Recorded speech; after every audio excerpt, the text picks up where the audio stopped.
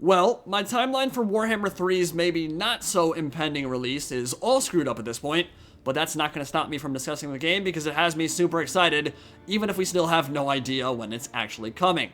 So today, I want to lay down the gauntlet and predict starting Legendary Lords for Total War Warhammer 3. The characters and faction leaders we will see in the flesh on launch day, hopefully sometime next year. Prevailing opinion, of course, is that the Demons of Chaos Undivided, Ogre Kingdoms, and Chaos Dwarfs are automatic inclusions, and they are, but past that, things get kinda murky. But we know very well Creative Assembly isn't going to be launching the capstone to this trilogy with only 3 races. So the question then becomes, who else is going to be there on opening day? Here comes my spicy hot take. Prepare yourselves. My bet as of right now is that we get Kislev, Khorne, Tzeentch, Slaanesh, and Nurgle on launch day as well. But Indie Pride, you say? That doesn't make any sense. 8 factions on launch day, they've never gone gold with more than 4. Are you stupid? Well, yeah, I am. But not about this. Hear me out. I think Warhammer 3 is going to be a different animal entirely. And the reason I say that is based on simple math. Warhammer 1 released on May 24th, 2016. Warhammer 2 released 492 days later on September 28th, 2017. Not even a year and a half later. If we were to take 492 days after Warhammer 2, that gets us only to February 2nd, 2019, a date that has already long since come and gone. As of right now, we are 775 days past the last entry in the Warhammer series, and we still don't even have an announcement for Warhammer 3 yet. If you're wondering, yeah, I'm keeping track. This stuff is like heroin, dude. Sue me. So there's a very good chance we're looking at a 3-year gap between Game 2 and Game 3, as opposed to the 1.5-year gap between Game 1 and Game 2, which tells us something very important. Creative Assembly is taking a completely different approach to Total War Warhammer 3. They are taking a lot more dev time to create this epic, and on the back of a soaring financial success in 3 Kingdoms, might very well be investing heavily in making sure it turns out amazing. Which brings us back to starting factions and lords. Kislev just makes sense in that 4th slot as a playable race for reasons we've talked about before. Humans and human-like factions are the most popular, as evidenced by the Empire and High Elves, even in Warhammer, and Game 3 needs some good guys to counterbalance all the Grimdark. And in a game focused around chaos, adding a race on the front line of their invasions is very logical. That's where Kislev comes in. But a lot of people seem to be under the impression that the Chaos God factions themselves, those aligned with Khorne, Tzeentch, Slaanesh, and Nurgle, will not be in at launch, or only 2 of them will be in at launch and 2 of them will be DLC, or they'll never actually be a thing, and CA will just go the 8th edition route by separating demons and warriors and calling it a day. I'm not going to try and convince anyone here of anything. I've done that in my lore, army, and tactics videos. You guys know my point of view on that subject, but I think they'll be all of them in on launch day. And that's mostly because the assets and units required to make them standalone factions will already be in the game. Think about it. If Demons of Chaos are going to be the headlining race, then demonic units for each of the gods will already be in the game. They will already have been created. Creating a combined Nurgle faction or a combined Slaaneshi faction, pulling units from the Warriors and Demons of Chaos, won't be as difficult as making the Tomb Kings or Vampire Coast from scratch, because it won't be from scratch. That's not to say it will be easy. Unique legendary lords and faction-specific aesthetics will still have to be forged. Nurgle chosen with intestines poking out of their armor and swarms of flies around them, Khorne with their unique blood red equipment and love of dual wielding, and all that good stuff. That's still going to need to be in the game, as well as unique campaign mechanics for each of those factions too, but the framework will already exist, and that makes adding them as a starting playable race that much easier. Not to mention, it provides a fantastic blueprint for Lord packs later down the line, where CA can focus on the missing units, regiments of renown, and lords that did not make it in on launch, rather than repackaging content that already exists for a race pack. So those are the starting races I expect to see. Nurgle, Khorne, Tzeentch, Slaanesh, Kislev, Demons of Chaos Undivided, Chaos Dwarfs, Ogre Kingdoms. 8 factions, but really only 4 of them are truly new. The other 4 will be more like sub-factions. So I guess the question then becomes, what about Legendary Lords? Well, for the Demons of Chaos Undivided, there can be only one. The first Demon Prince of Chaos, Be'lakor, the Dark Master. This is Lucifer incarnate, a fallen angel once blessed by the ruinous powers, now cursed to crown each Everchosen as a new champion of Chaos strides forth. But make no mistake, he is a commander of legions, a hellish entity who once ruled the planet in an iron fist. On the tabletop, he and all his Demon Prince brethren can fly, something CA is most certainly going to have to think about finally addressing. He is a lore master of the Lore of Shadows with a substantial ward save and missile resist, lowers leadership in an AoE on top of the terror he already causes, has a magical armor-sundering sword, and has 10 LD, which means crumbling him is going to be insanely difficult. Incredibly high leadership, especially on one that crumbles, is going to be very tough to bring down. As the only named Demon Prince of Chaos Undivided, character playable in both the Demons and Warriors of Chaos 8th edition rule set, and the creature solely responsible for crowning the Everchosen, he makes perfect sense as the mirror to Archaon, and is the most logical legendary lord for the DOC. Now for the Chaos God factions themselves, I would dearly love each to launch with 2 starting lords, 1 mortal champion and 1 demonic champion, but at this point I feel like that would be straying into unrealistic expectations. If that happened, Warhammer 3 would be launching with 15 starting legendary lords, almost double that of any other game in the series.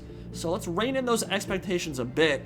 Understand that again, there will be a ton of Lord Pack DLC, there will be plenty of opportunity for missing characters to get added, and keep it to 1 starting Lord for each of the Ruinous Powers on launch day. And then, if we're proven wrong and they get 2 to start, we can be super happy. And we will start with Slaanesh, because this was the only demon that received some exposition and foreshadowing in the Great Vortex campaign from Warhammer 2. Nakari, Bane of Ulthuan, the great rival of Anarion's bloodline, and far and away the most famous Slaaneshi demon character in existence. Now, Nakari is a keeper of secrets, a greater demon of the Dark Prince, but Slaanesh is the only Chaos God to not have a Lord representative in the Demon's 8th edition army book. Notice I said Lord representative, not hero. Mask of Slaanesh is a hero character, not a Lord. But this essentially makes him a shoo-in, because he's outright stated as a puppet master, pulling the strings behind the Great Vortex campaign in the epilogue. And there's really no other named Keeper of Secrets who can contest his ascension. Azazel, Prince of Damnation, a Demon Prince, is the only character that can possibly usurp that spot, but I don't really see it happening. I think Nakari, because he was already hinted at in the epilogue, not just hinted at, outright stated as I said, is going to be that starting legendary lord for Slaanesh. So absolutely absurd mobility, on par with the fastest units in the game. They have movement 10 on the tabletop, extreme armor piercing damage. Keeper of Secrets always hit super fast and super hard, but they are not very defensively oriented. They rely on raw mobility and damage output, without the durability of something like Nurgle. Nakari wields the Witstealer Sword, a magical item that would either cause damage over time, or allow the demon to strike twice in a single attack, and would surround itself with a miasma that lowers weapon damage as enemies gaze upon its sickening beauty. Combine that with the magical output of Lore of Slaanesh and Lore of Shadows dual casting, and yeah, Nakari is going to be a problem on the battlefields of Total War. Hitting hard and hitting fast are the 2 kind of core tenets of Total War gameplay, and if you can do both and wrap it all up into a nice, beautiful package, yeah, it's going to be an issue. And because Sigvald is already in, Dakala the Denied One would be a perfect sensual serpent to slither her way into that second slot if CA decides to add 2 lords per faction on launch day. And for the Blood God, it's all about Skarbrand, the Exiled One, Bloodthirster of Khorne, the truest avatar of rage in the setting. A greater demon cast from Karneth's good graces, but still a maddened beast who cannot stop slaughtering in his father's name. He was once the most favored champion of the Blood God, but tried backstabbing Papa after Tzeentch whispered sweet nothings in his ear, and for his transgressions, got himself choked out, RKO'd, and his personality ripped from his black soul, tossed off the Brass Citadel to collapse in a ruined heap in the warp some 8 days later. His bellow of endless fury gives him essentially a dragon breath. His twin axes slaughter and carnage are infused with the spirits of lesser bloodthirsters, and he drives all units on the field, friend and foe alike, into a killing frenzy, raising their melee attack and weapon damage. That is a pretty cool, fluffy mechanic.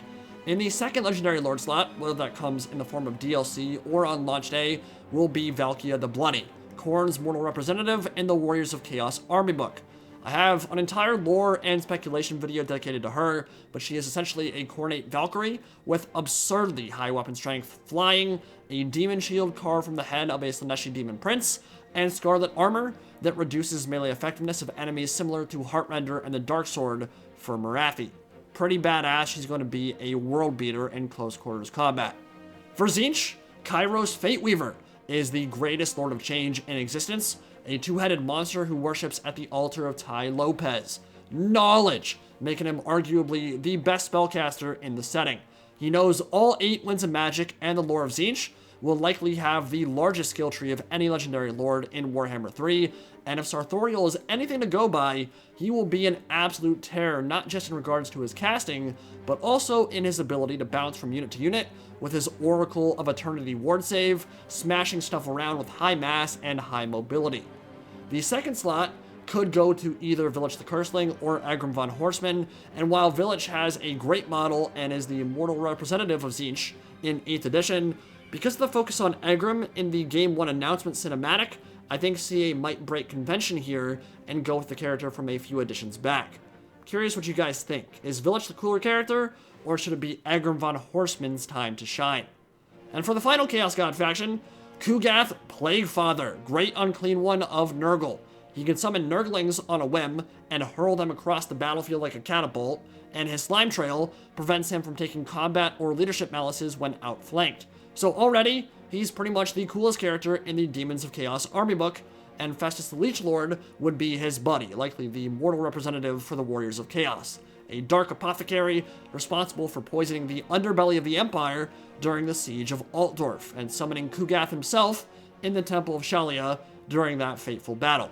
He grants nearby units poison attacks and regeneration, scarily similar to the Everqueen herself, and maybe, just maybe, there is a hot elven waifu living under all those layers of blubber and pus. Now moving on to the rest of the factions, in contrast to what we've seen from the Demons so far, it is pretty much a guarantee each of these will have 2 starting legendary lords. And for the Ogre Kingdoms, it's going to be Grease's Goldtooth and Scrag the Slaughterer. This one is a slam dunk, there's no question about it whatsoever.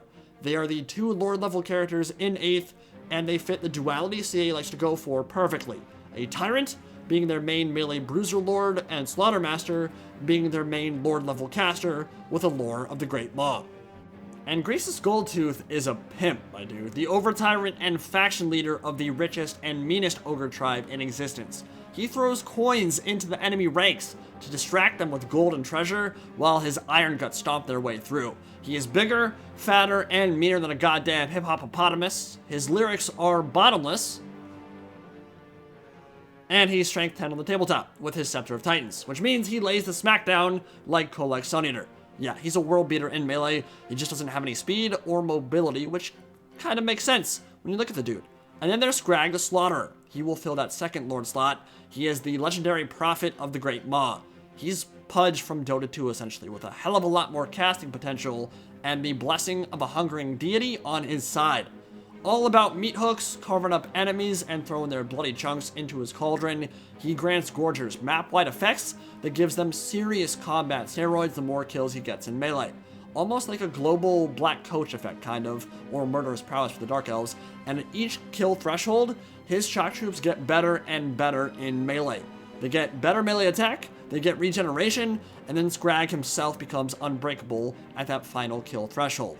Scrag is a dark horse, man. I think most of us have never even heard of him before the series was announced, but his tabletop rules are truly special. I think he's going to end up being a lot of people's favorite lords if CA does him the justice he deserves. And for the Chaos Dwarfs of Zarnagrund, the 2 lords we should expect to see are Astrogoth Ironhand, High Priest of Hashut, and Drazoath the Ashen, Lord of the Black Fortress. Now, these 2 characters are at odds, similar to Cetra and Ark in the Black in the way that they hate each other, working within the same race, but out of very different start locations and with very different goals in mind. Outright war between them seems highly likely, because Astrogoth was the priest and master who sent Drazoath into exile centuries ago. As the High Priest of Hashut, Astrogoth is the oldest living and most potent sorcerer prophet in existence, or rather, he was. Like all who channel the Father of Darkness, he is slowly turning to stone, and true to his hellish steampunk roots, he is slowly undergoing transformation into a walking mech. Half dwarf, half machine, all badass. He will be the most powerful caster lord in the Dawizar arsenal. and will begin his campaign in control of the capital city of Zarnagrund, while his counterpart begins in the Black Fortress far to the west. Draswath Yashin, commander of the Legion of Asgore, will be his opponent, with his own slice of the Dawizar Empire. His Black Tower is home to the Infernal Guard and their Inferno Halberd handguns. He buffs the already impressive Chaos Dwarf artillery into the stratosphere, has impressive casting potential himself, and rides a Bale Taurus named Cinderbreath, a demon bull dragon that breathes fire and melts enemies in a constant area of effect. There is a reason he was the only playable lord for the Dawizar in 8th edition, because he kind of covers all bases. Perfect legendary lord material. He is going to be incredibly fun to play on the battlefields of the Darklands. And finally, we have Kislev, and this one's easy too. Tsar Boris Boka, the man responsible for reforging Kislev into a bastion capable of withstanding the forces of chaos, and for reviving the cult of Ursun, the bear god. And the Ice Queen Katerin, his daughter, a force of nature who controls the winds and frost as an avatar of winter. Tsar Boris is your typical Russian beast, a bear of a man who rides a gigantic white warbear named Erskine, has personally slaughtered hundreds of Chaos Invaders in the snowy tundra of his homeland, and will show the demons of Warhammer 3 what it really means to bear arms against Kislev. It will be a grisly affair indeed. And then his daughter, Tsarina Katerin, who in the lore takes power in 2517 of the Imperial calendar after Boris dies, will likely be in control of a Frozen Court subfaction here, because in 2502, her father will not be dead. She is a powerful and shrewd politician, a capable battlefield commander, and wields a lore of ice, shredding enemy formations, summoning frost fiends from the blizzard to hunt her foes, and generally sowing havoc and confusion within enemy armies. Boris and the Tsarina are the only two logical lord characters for Kislev on opening night. I expect to see them on launch day, which leaves us with 11 legendary lords upon the release of Total War Warhammer 3. Be'lakor, Greasus, Skrag, Drazoath, Astrogoth, Tsar Boris, Tsarina Katerin, Skarbrand, Kairos, Nakari, and Kugath Plaguefather.